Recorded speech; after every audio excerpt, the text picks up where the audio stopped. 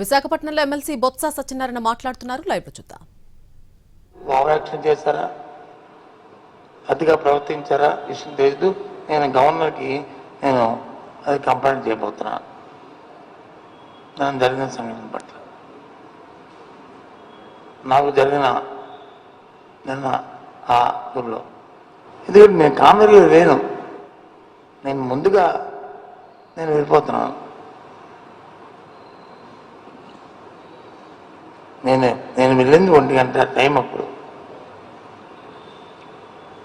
బయట వ్యాపారం దగ్గర 1 గంట టైం. అప్పుడు నేను వెళ్తున్నా ఆ 2 వెహికల్స్ నువ్వు ఒకే వెహికల్ వెళ్ళాలని ఒక పోలీస్ ఆఫీసర్ వచ్చి, ఎవరో నాకు తెలియదు కానీ ఆయన వచ్చి అక్కడ అడ్డు పెట్టి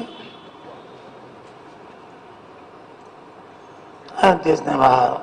ఇప్పుడు తిరిగి సంసార కబుర్లు ఇవాళ ఈ పత్రిక వచ్చి 2 రాస్తున్నాయి. జగన్మోహన్ రెడ్డి గారు వచ్చి ఇదేనని చెప్పి, ఇదేనా వ్యవస్థ తాలూకా పరిస్థితి? ఇదేనా ప్రభుత్వం తాలూకా పనితీరు? మళ్ళీ పైపెచ్చు నిన్న హోంమంత్రి గారు మిగతా మంత్రులు మళ్ళీ వాళ్ళ స్టేట్మెంట్లు. కాలం ఎప్పుడు ఒకలాగా ఉండదు. రాత్రి అయితే పగల వస్తుంది, పగలైతే రాత్రి వస్తుంది. దయచేసి మనం చేస్తాం. ఎందుకు నేను ఇవాళ మాట్లాడుతుంటే రాష్ట్ర ప్రజలందరికీ తెలియాలి ఈ విషయం అని చెప్పి.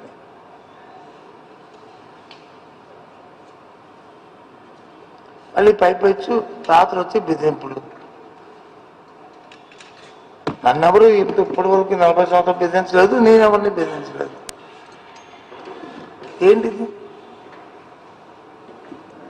మీకు వ్యక్తిత్వం లేకపోతే మీకు లేకపోవచ్చు, మాకున్నాయి. Not correct. తిరిగి పైపెచ్చు అక్కడ వచ్చి సబ్ ఇన్స్పెక్టర్ మీద 2 వీలర్స్ వెళ్తున్న అడ్డుకుంటే మాల్మడకాళ్ళు వాళ్ళు, నేను 2 వీలర్స్ మీద మమ్మల్ని ఎందుకు అడ్డుకుంటారమ్మా, మేమే కాన్వాయ్గా ఊరికి వెళ్తామంటే వాళ్ళు వచ్చి జై జగన్ గారు జై జగన్ అనే సౌండ్ ఇస్తుంటే అక్కడ ఉన్న పెద్దలు వచ్చి ఆ సౌండ్కి ఎస్ఐ గారిని వచ్చి ఆపమ్మా అని చెప్పని వాళ్ళు బతిమాలితే వాళ్ళ మీద కేసులు, మర్డర్ కేసు. అసెక్ట్ డ్యూటీస్ కాదు, murder case, attempt murder case. ఏంటిది? ఏమైపోతుంది ఈ వ్యవస్థ? ఎక్కడ వెళ్తుంది ఈ వ్యవస్థ?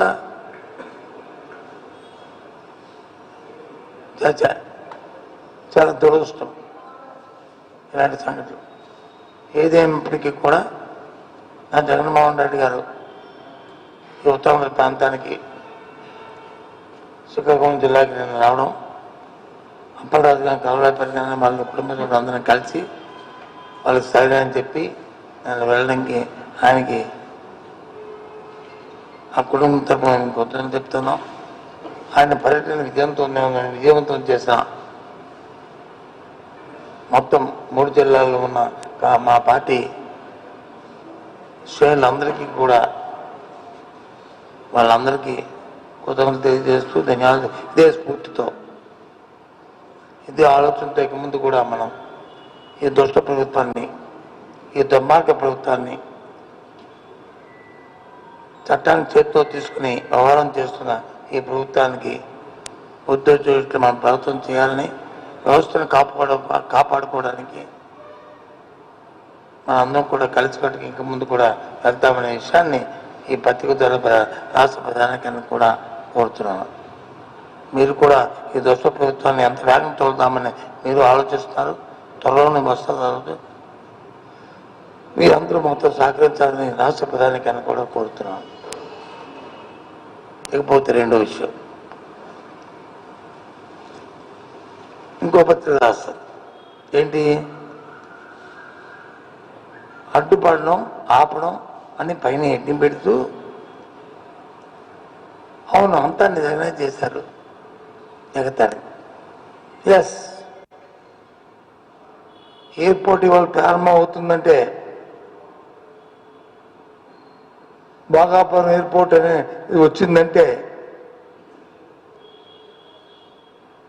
అది స్వర్గీయ రాజశేఖర రెడ్డి గారు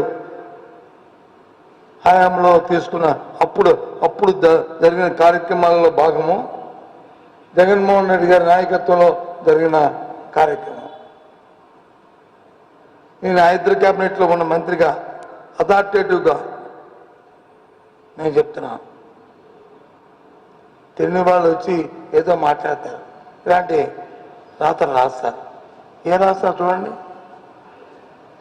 కొత్త విమానాశ్రయం నిర్మాణ ఆలోచన చంద్రబాబుది. 2019లో శంకుస్థాపన చేశారు. 60% భూసేకరణ పూర్తి. ఎవరు నమ్మిపోతారు? కొత్త ఎయిర్పోర్ట్ ఆలోచన చంద్రబాబుదా? ఎవరు చెప్పారు?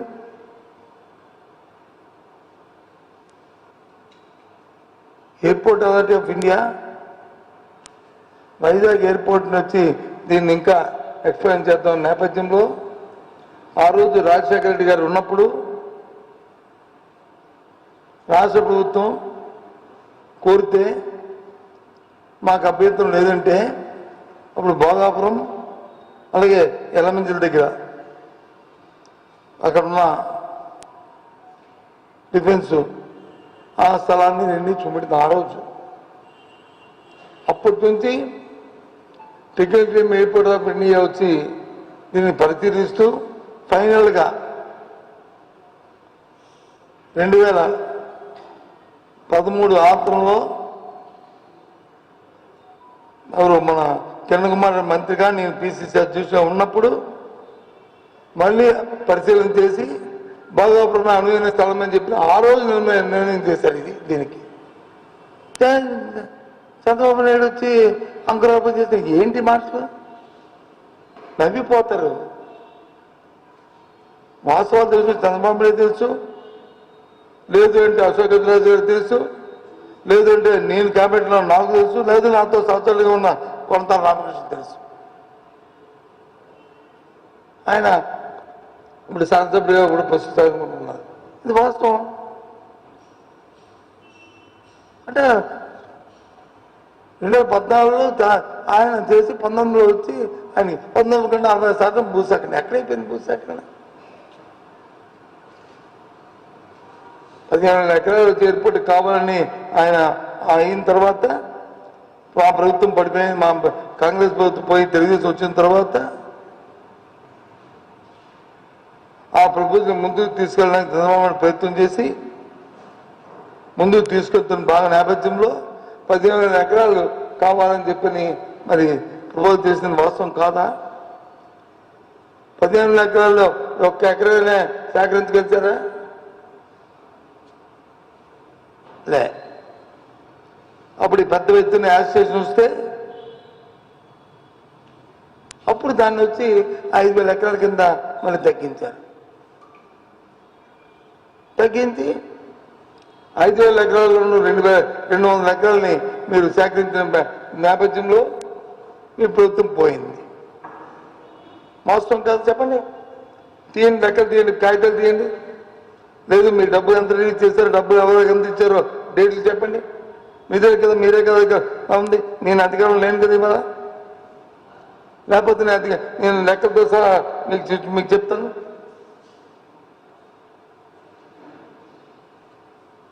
అరవై శాతం భూసేకరణ ఏంటి? ఇంకపోతే రెండో దాన్ని రాస్తారు. తర్వాత మిగతావన్నీ ఇంకో సమాధానం చెప్తాను. ఇంకొక విషయం చెప్పి ఆపేస్తాను. అధికారం వచ్చి 4 ఏళ్ల కాలంలో మరోసారి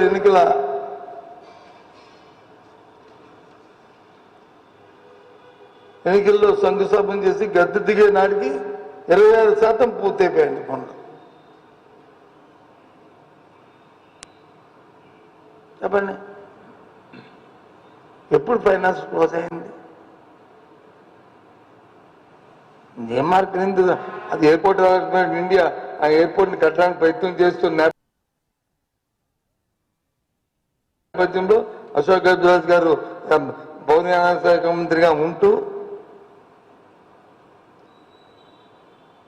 ఆ తదుపరి చంద్రబాబు నాయుడు కాదు దీన్ని ఆక్షన్ పిలుస్తాము కావాల్సిన వాళ్ళు కూడా పార్టిసిపేట్ చేయమంటే లేదు అశోక్ గజరాజ్ గారు పౌరమైన శాఖ కడతారని ఆయన ఫైండింగ్లు రాయడం, ఆ తర్వాత దాన్ని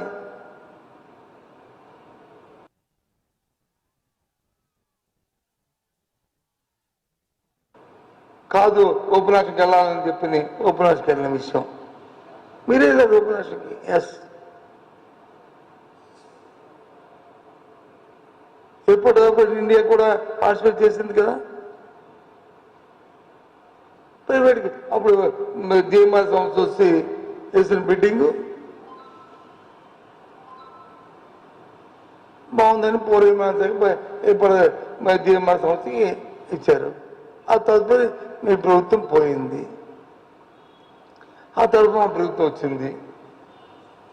మేము దాని గురించి కావాల్సిన భూసేకరణలో ఏదైతే 5,000 ఎకరాలు కూడా వేస్ట్ అని చెప్పామో మిగతా భూసేకరణ మేము స్టార్ట్ చేసి 2,700 దగ్గర ఆపి ఏదైతే 2,700 మీరు ఇచ్చేద్దాం అనుకున్నాలో 500 ఎకరాలు మేము ఇవ్వమని చెప్పి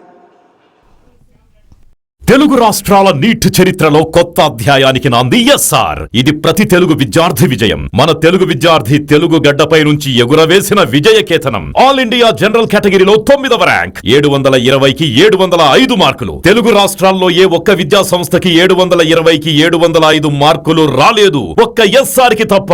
it's an open challenge. Telangana రాష్ట్రంలో నంబర్ 1, ఏపీలో నంబర్ 1, కర్ణాటకలో నంబర్ 1, మొత్తం సౌత్ ఇండియాలో ఎస్ఆర్ ఆధిపత్యం.